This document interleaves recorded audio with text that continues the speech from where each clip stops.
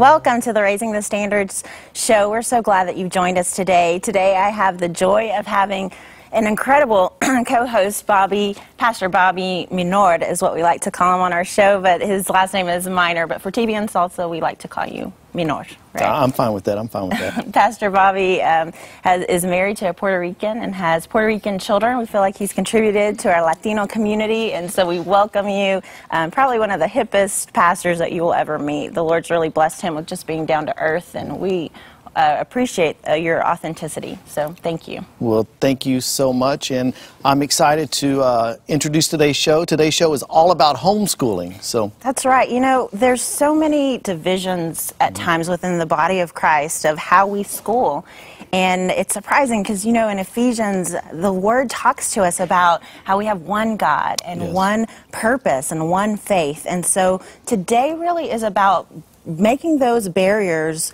come down, and that we would allow God to bridge the gap between different forms of education.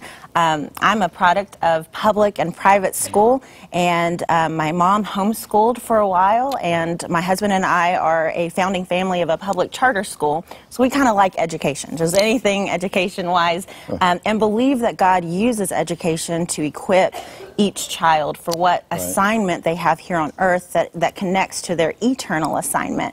And so because of that, there may be different forms of how we go about doing that, and feel like the Lord is showing us and indicating to us the specific form of education for those children in our home. And so one of the goals that we have for this show is that we as the body would champion different forms of education and cheer one another on, regardless of whether it's public school or private school or homeschooling. And so today, we've done a show in the past about charter schools, and today we're talking about homeschooling.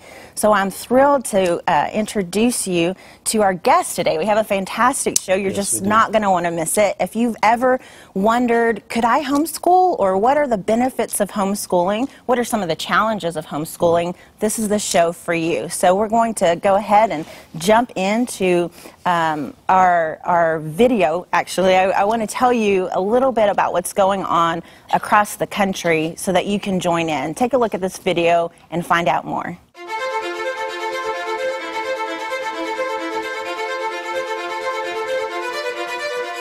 The goals for Education Sunday are pretty simple. If we are saying that we want the faith community and the education community to tear down false walls that have separated them in the past, there's no better way to do it than to dedicate a Sunday to say education is important. The idea of Education Sunday surfaced as an opportunity to help the pastor and people in the pew get an understanding of the importance of education. Transform your church just for a day and elevate the role of education, and just for that Sunday, focus on education. We will have biblical references, sermons, Sunday school lessons, Bible studies, worship services that are built all around the theme of the importance of education. Churches engage in Education Sunday simply by saying, we're in. We will take God's special time on Sunday to affirm the importance of education for our kids. It's a huge innovation. Pastors get this. They understand personally and professionally why education is important to this community. Go online and let us know that you're participating, so you can register for Education Sunday and we can celebrate the fact that you are participating. Hi, welcome back. We are thrilled to introduce you to our two homeschooling moms today. We've got beautiful, smart women who are here and friends, and so we welcome you. Thank you for being here. Thank you for having us. We have ADRIANA Muckell, and ADRIANA was born and raised in San Francisco, and she's a wife of 19 years, a mother of 2 boys, which we'll get to meet one of your sons later on in the show. She earned her BS in Organizational Development and has worked bivocationally in public administration and urban ministry, and she's now happily a stay-at-home mom and a resident of Texas. So I know you moved recently from California, and we welcome you to Texas. Our studio is here in Dallas. And then Lilla Marie Grimes is a home education facilitator and advocate, and is a mother of 4 beautiful children who are very well behaved, by the way, who believes that homeschooling is one of the most effective vehicles for building faith, strengthening family, and living in freedom. And we're excited to dive in to this topic today. Yeah, thank you for being here. And just let's start off by just asking you, both of you or either one of you, what do you like best about homeschooling? Well, for our family, homeschooling for us was an answered prayer. We wanted an environment, we wanted to create an environment that was flexible, caring for our boys, and homeschooling was the answer for us. It allows us for us to create an environment where we can focus on their strengths. We come out of the school system with our boys sort of having a negative experience because of their learning differences. So we wanted to create that environment where we could focus on their strengths and we can be creative, we can be flexible. And for us, homeschooling was the answer. And that's why we're on this new adventure, as I say it, fairly new at this. And we are continuing on this adventure, trusting in God that He is our strength and that we will see our boys continue on and having a positive experience with learning. That's great. What about for you, Lilla Marie? Well, one of my daughters was asked recently, well, why do you homeschool? And she was kind of at a loss to answer, so I gave her these things which make up the reasons why we love homeschooling. Faith, family, and freedom. We believe that Christ and the Word of God is the foundation for all of our education, and we like to study in light of who God is, and also to invite Him into our day and to proclaim Him freely throughout our day. Second, family. We are able to spend a lot of time together, and through the good days and the bad days, but it teaches us how to function in covenantal relationships where we don't throw people away or unfriend them because we're having a bad day. We learn to press through and make amends and grow.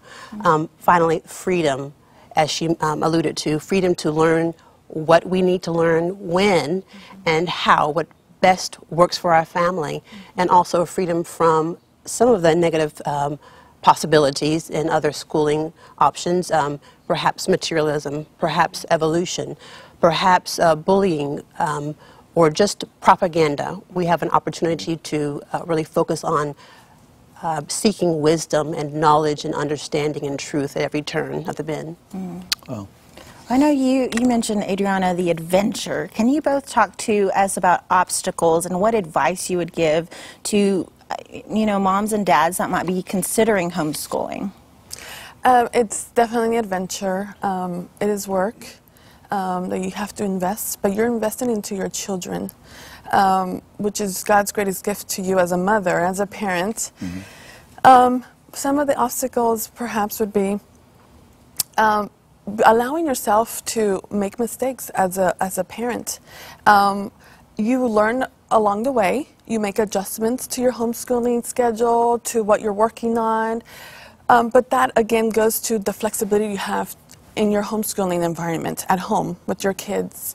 That would be some of the things that you have to come up with. But it's okay to say, we have to make changes here. We have to adjust. Today we're not having a good day, and it's okay. Let's take a time out. Let's take a break. Allowing that time for you to say it's okay.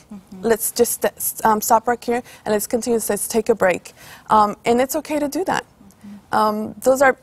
And I think it's a challenge for me because I come from an environment with my career and work where I was very task oriented. I have deadlines to meet. I have to get everything done. And so for me, it's a challenge to stop myself and say, it's okay, let's step back a little bit, and let's have fun. Let's make it fun, because we're all learning. My children look up to me. They're looking at everything that I'm doing, but let's enjoy this and let's just have fun doing it as well as we're learning together. That's a good point. What advice would you give? Well, some of the challenges to homeschooling, the first one initially was just taking the first step. I wrestled for many years, really the fear of people's opinions, being a pioneer, so to speak, in my own family, especially in a family of color, to be at home, to educate my family. It was a fearful thing until the Lord gave me peace about it and a very strong conviction that this was what I was to do, and I felt very strong to obey. But after taking that first step, just the daily battle of fear and distraction. Fear, am I doing enough? Am I enough? Distraction. There are so many good opportunities, but also laundry to be done, character building. So those are the main ongoing challenges, but also a blessing because they force us to confront who we are as people. And as we invite the Lord into our lives and our home, He enables us to see His hand moving and changing us. The third challenge is character education, as I alluded to. Life is messy. Children are growing. Their hearts are full of folly. And if we're truthful, our hearts still have a lot of folly to be taken out. So just learning to be real and humble and just gritting it and bearing it and moving on. Yeah. Well, I've gotten to see your mothering up close and personal, and I'm always blessed at the way that you instruct your children. And so thank you for that example, certainly. We've got about 10 seconds left, and I'd love to just hear kind of your closing thoughts of what you would want to share with moms and dads, just an encouragement to them that are homeschooling. You know, one thing that I get up every morning and I say, Lord, give me your grace and your wisdom, your guidance, that I may reflect that to my children. And I just encourage you that if this is what you're thinking for your family, you know, and this might work for your family, might not. Every family is unique. Every family is different. You know, there's a verse that really encourages me, and it's found in Galatians 6:9. And it says, let us not become weary in doing good. Yes. But let us not become weary in wrongdoing. Right. But at the perfect time, we will reap a harvest if we do not give up. Yeah. And I think that's encouraging to me because we're in this for the long run. We're looking at long-term impacts in the lives of our children. And I think that's always an encouragement for me. That's good. We've got about 2 seconds left. Do you want to share yours? Sure.